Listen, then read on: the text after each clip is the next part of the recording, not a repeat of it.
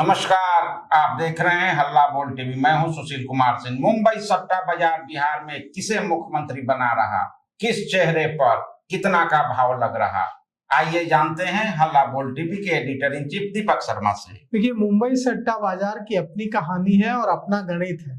बिहार में किसे मुख्यमंत्री बना रहा है मुंबई सट्टा बाजार, हम आपको बताते हैं।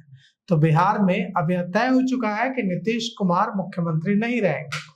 अब वे 10 अप्रैल को शपथ ग्रहण करेंगे और इसके बाद बिहार में नया सीएम बनेगा।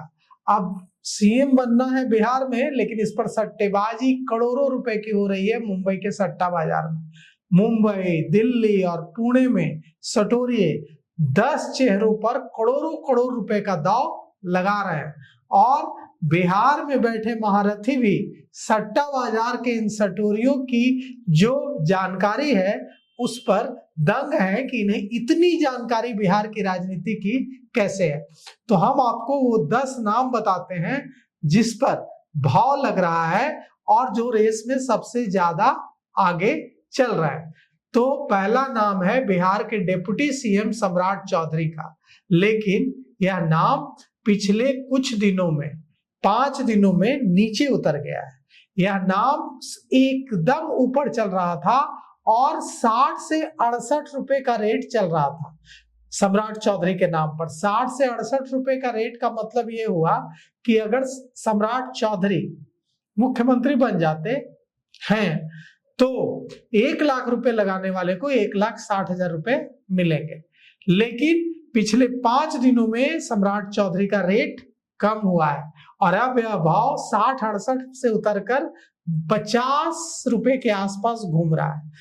अब सम्राट चौधरी का 60 से 70 रेट नहीं है, अब 50 रुपया रेट हुआ है और ये कितने दिनों में नीचे गया है? पिछले 5 दिनों में।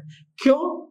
क्योंकि यह खबर पुख्ता हो रही है कि जनता दल यूनाइटेड जितनी ज्यादा पैरवी कर रहा है सम्राट चौधरी के नाम की, भारतीय जनता पार्टी को सम्राट चौधरी को मुख्यमंत्री बनाने में उतनी ही चिंता हो रही है। इसीलिए सम्राट चौधरी का 60 से 70 पर चल रहा रेट घटकर 50 पर आ गया है। 60 का रेट का मतलब मैंने जो आपको बताया कि अगर सम्राट चौधरी पर 1 लाख रुपए का कोई सट्टा लगाता है और सम्राट चौधरी मुख्यमंत्री बन जाते हैं तो उसे बदले में 1,60,000 रुपए मिलेंगे। लेकिन सम्राट चौधरी की जगह कोई और मुख्यमंत्री बन गया तो क्या होगा? उसके 1 लाख रुपए डूब जाएंगे। तो ये है सट्टा बाजार। अब दूसरे नंबर पर कौन चल रहा है? दूसरे नंबर पर चल रहा है दीघा के विधायक संजीव चौरसिया। संजीव चौरसिया तमोली अति पिछड़ा समाज से आते हैं और ये दूसरे नंबर पर चल रहे हैं। इन पर भी जबरदस्त सट्टेबाजी हो रही है। महिला मुख्यमंत्री पर भी जबरदस्त सट्टेबाजी हो रही है। धर्मशिला गुप्ता का नाम चल रहा है, श्रेयसी सिंह का नाम चल रहा है और इन पर भी सट्टा लगाने से पीछे नहीं हट रहा है।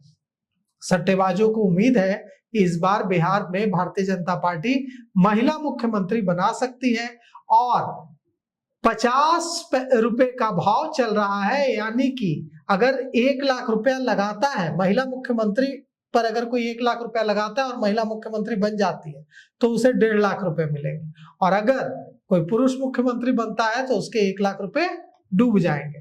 महिला सीएम में किसका किसका नाम चल रहा है? महिला सीएम में चल रहा है धर्मशिला गुप्ता का नाम। धर्मशिला गुप्ता भारतीय जनता पार्टी महिला मोर्चा की बिहार की अध्यक्ष है और श्रेयसी सिंह पर भी दांव चल रहा है, सट्टेबाज लगा रहा है। हालांकि जैसा कि हम जानते हैं श्रेयसी सिंह दूर दूर तक मुख्यमंत्री बनने की दौड़ में नहीं है, बावजूद सट्टेबाजों का अपना गणित है और वे श्रेयसी सिंह पर भी खूब दांव लगा रहे हैं।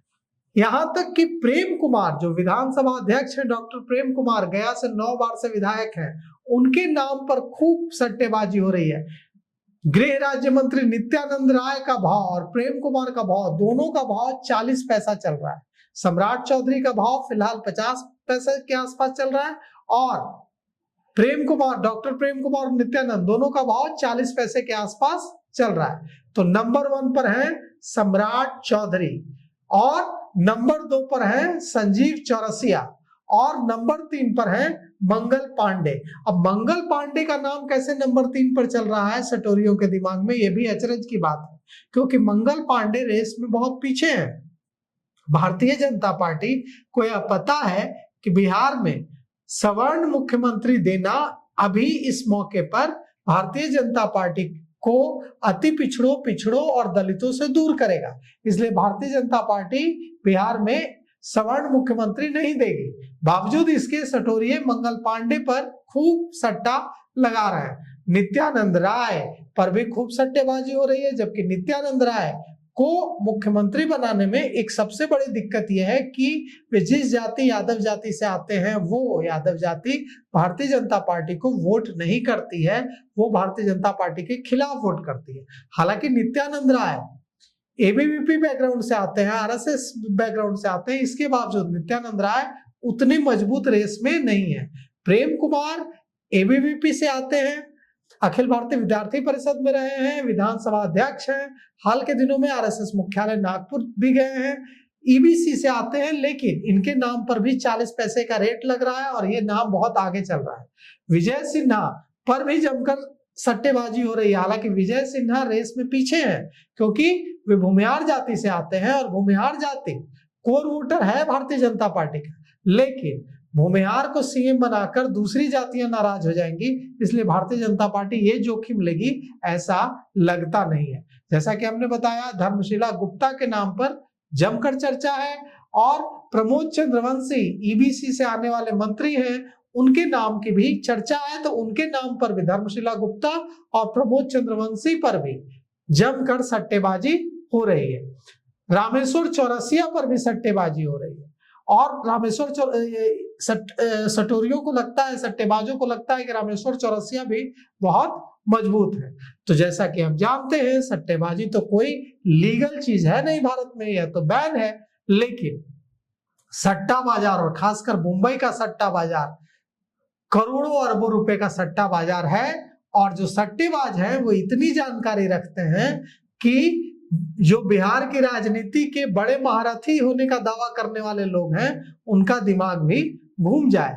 अब यह जो सट्टेबाजी चल रही है, इसमें कौन सट्टेबाज अपने घर 1 लाख लगाकर 1.5 लाख 1,70,000 लेकर जाएगा और किसके पैसे डूबेंगे? आपको क्या लगता है कौन बनेगा मुख्यमंत्री? हम तो सट्टेबाजी नहीं कर रहे हैं, हमारे पास देने के लिए पैसे भी नहीं है, लेकिन आप अपनी राय बताइए कमेंट करके कि आपको किसके बारे में आपको लगता है कि वो बिहार के मुख्यमंत्री बनेंगे।